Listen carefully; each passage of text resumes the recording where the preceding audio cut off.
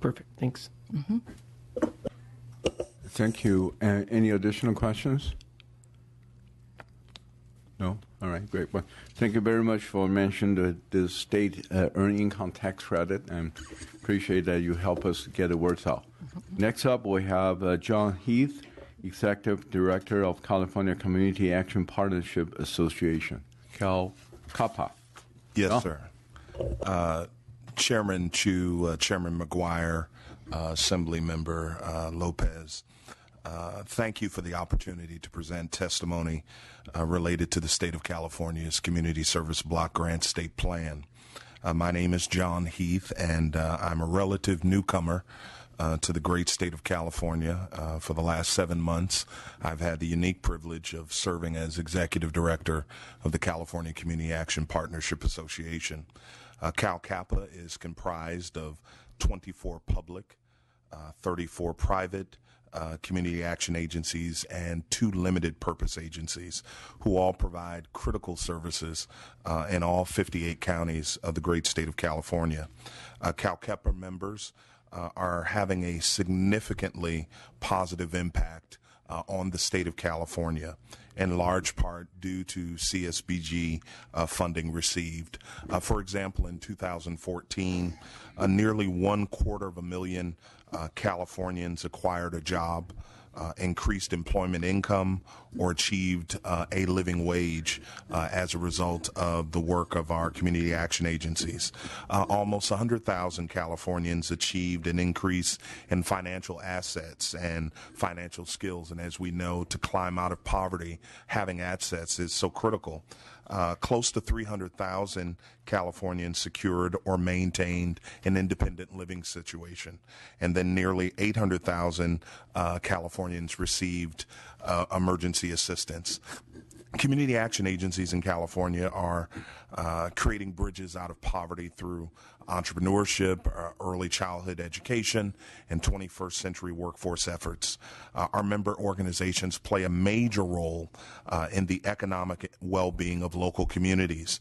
California community action agencies are not simply service providers, but they're also economic engines, providing California communities with an annual infusion of more than $500 million in total resources. So that local toilet paper distributor, the folks are vendors, they obviously are able to do business with our community action agencies. CalCAPA itself is governed by a 12-member board of directors, and one of our primary purposes is to provide capacity building, as well as customized training and technical assistance to the network through contracts that we have with CSD and also the Office of Community Services. Our chief goal is really to build the ability of our network collectively, to not just have one great agency, but to have a group of great agencies that will literally serve as the standard for community action agencies in the United States. And we've embarked on a new strategy that I've dubbed the War on Poverty 3.0, where the War on Poverty 3.0 requires us to rethink our strategies. It pushes us to be more innovative, acquire new allies, and we've been reaching out to people in this fight, perhaps that have not been reached before. And then we also want to utilize new weapons and strategies to wage a successful war. Community action agencies in California are waging a battle on a variety of fronts in our urban centers, and yes, Mr. Chairman, even in our rural areas. And we've really taken a focus to really support and strengthen our rural service providers who have unique challenges. Those faces that we talk about, we've often heard of the face of poverty, but really, Mr. Chairman, Assemblywoman, we really are now talking about faces of poverty. No longer is it poverty just white or black or Anglo or Latin, Latino. The face of poverty now is a person who has perhaps a college education or those who have a GED. And so we're really looking to push aside that cookie cutter approach and really look at some individual solutions. Communities and families, as you said, are still recovering from the Great Recession, and we've seen an uptick in middle-class families seeking assistance at our various agencies. There's also an uptick in the homeless population. CSBG really allows our agencies to backfill, to help them engage in sheltering strategies that include shelter, housing, but also counseling, workforce development. The huge increase in the numbers of homeless due to the rise in housing costs cannot be handled really without the critical resources that we get from the Community Services Block Grant. CSBG, as Director Stout talked about, really is one of the last flexible forms of funding that really allow us to be innovative. Our community action agencies are incredibly creative and innovative in leveraging CSBG funds. For example, in Fresno, CSBG funds, while representing only 1.5% of their overall budget, and we do have the largest community action agency in America located here in California. But nonetheless, even though CSBG is only 1.5% of their budget, they're able to leverage that to be able to provide services with their emergency youth shelter and a plethora of other services.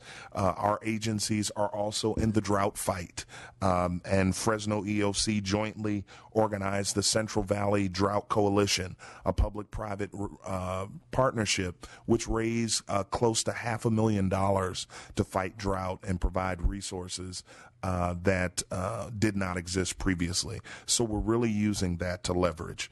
California's community action agencies have also embraced social enterprise.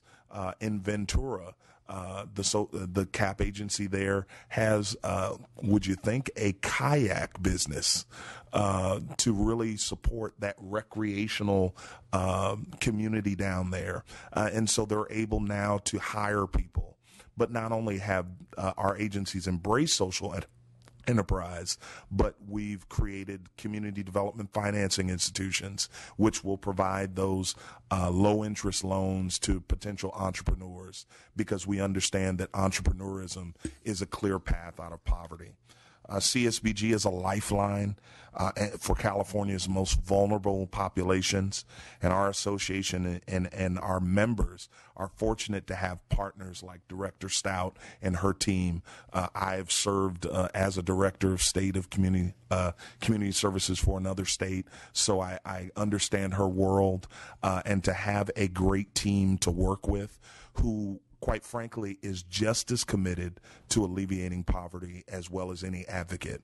So we're very fortunate to work with Director Stout and her staff, and we thank you so much for this time to share with you. Great. Thank you very much for the good report and the good work. Any questions, Senator?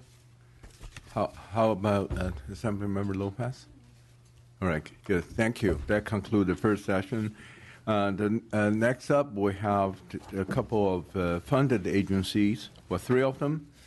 And we have Mr. Terry Coltra and Mr. Ermelinda Sapien and Mr.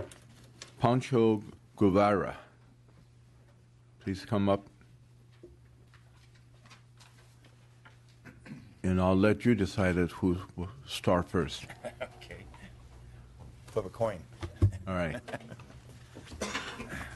Go ahead. I'll go first. Okay. All right, good. Thank you, Ermelinda. Again, I'm Ermelinda Sapien, and I am President and CEO of Center for Employment Training, CET for short. Thank you, Chairman Chu and Chairman McGuire, Assemblywoman Lopez, for having us here this afternoon. Center for Employment Training, CET, is one of the four agencies funded to serve migrant and seasonal farm workers.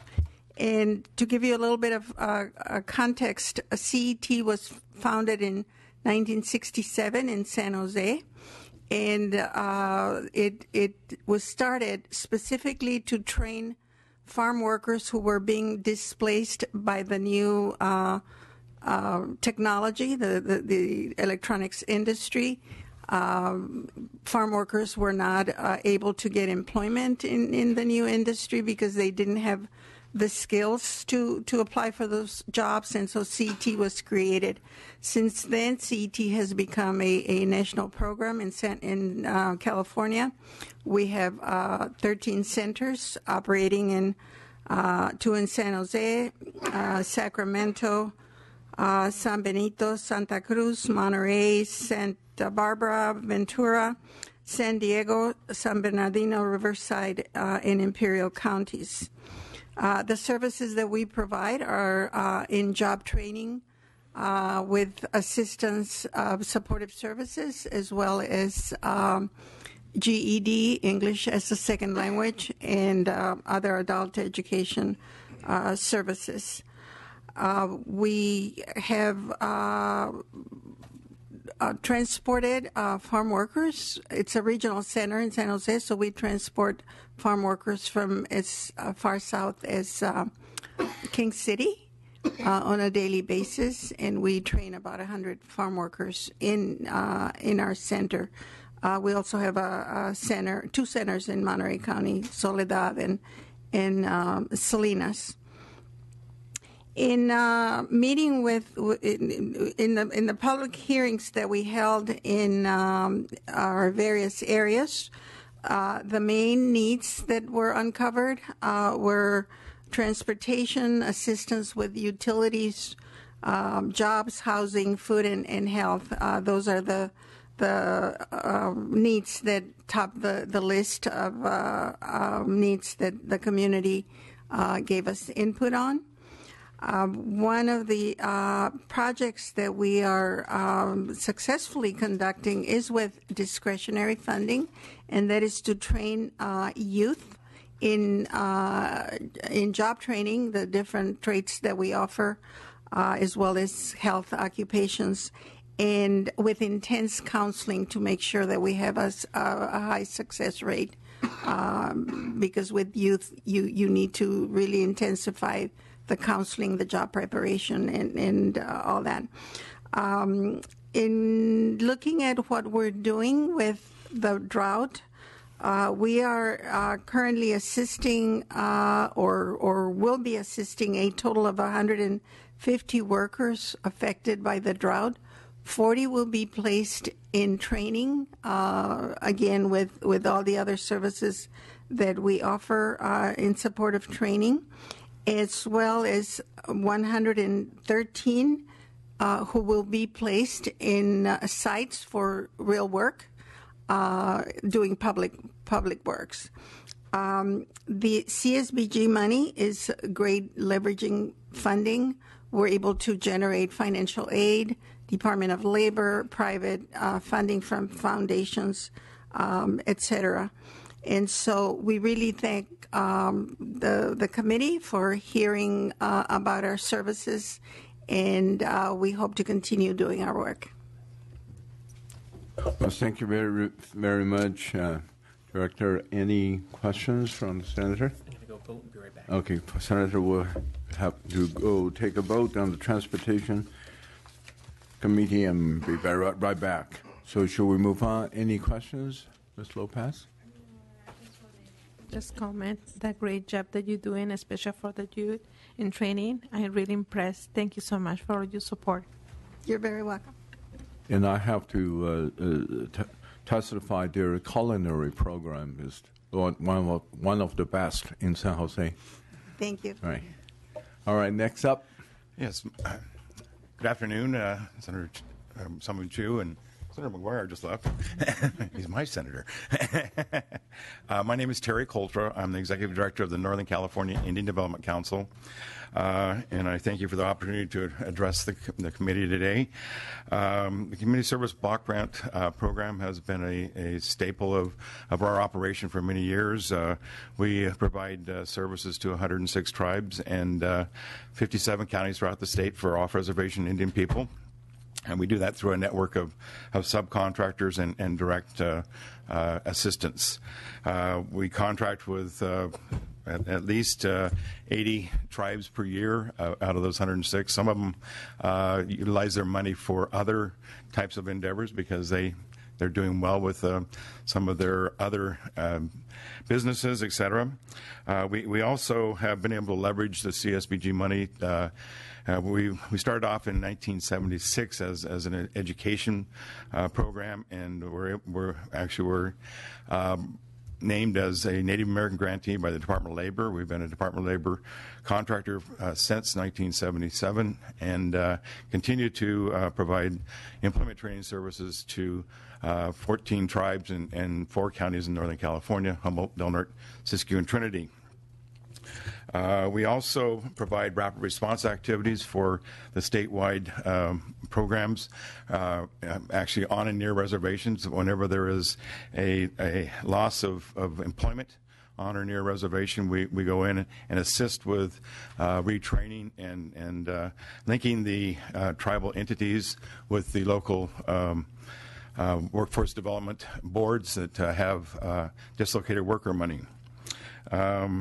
We also provide national emergency grants programs. Whenever there's a disaster in California, the Employment Development Department comes to us, and we go to work as a secondary provider of cleanup services. In 2010-11, we served about 610 individuals, spent a little over $10 million in cleaning up down in Southern California after the storms. We provide Indian education programs in Del Norte County, and we also have a community wellness program. Most currently, we're in fires. We're assisting with bringing air filtration systems into homes of Indian people that are living along the Klamath Corridor and in Lake County. We've recently spent quite a bit of money buying the filters that are approved by the CDC for smoke filtration.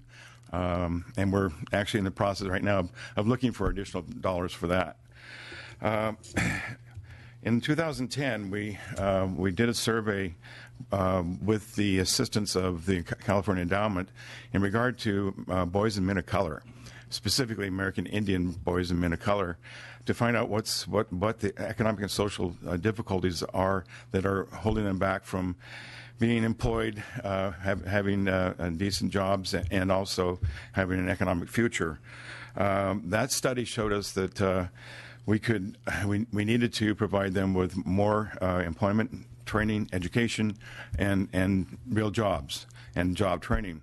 Along with that, CSD, California Department of CSD, provided additional funding for us to do that survey, and then since then they have provided discretionary funds that we've been addressing some of those issues that we found, such as low rates of employment, education, and actual parenting. And in fact, the most recent program that we've initiated and funded by discretionary funds, CSBG funds, is a childhood poverty reduction program. Basically, what we're looking at is, over the years, for decades, Indian people were sent to various schools, boarding schools, and during that time, parenting became a non-valued process, because the children were taken away at a very young age, and then they came back to the reservation many years later, so there wasn't parenting. We're finding that one of the things we found in that survey is the kids said, we want parents. We want parents to tell us what to do. We want parents that will feed us. Those types of things. So what we're working on right now is some parenting classes and financial classes for parents, and also some nutrition classes.